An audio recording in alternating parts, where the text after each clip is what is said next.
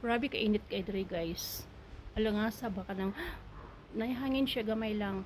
Pero okay lang kontra sa wa jud kinapitang kuan kay baka napitang sana init jud kay nga wa jud hangin. Medyo naihangin siya.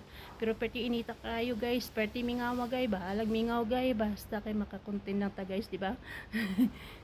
Bahalag mingaw guys. Basta makakontent lang ni isa ka OFW guys. OFW Iran. Makakuan lang ta guys, maka-video lang ta, di ba? Para natay ka-upload, na natay ka-post, di ba? Di ba? Kinahanglan nga bisag sa kadlaw ka isa lang ta magkuan guys, mag-post. Basta lang anala tay ka-post. Nana guys.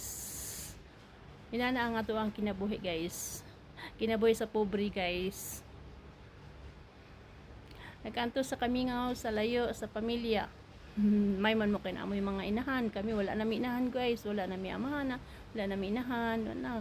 Mga brad na lang. Okay na lang sa mao may pagbuot sa Ginoo guys. Nga kuhaon sila.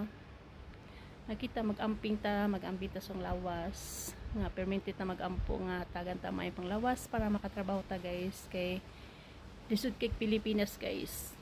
Lisod kay sa tanan, grabe ka mahal sa palitonon guys. Okay guys, maraming salamat. Bye bye.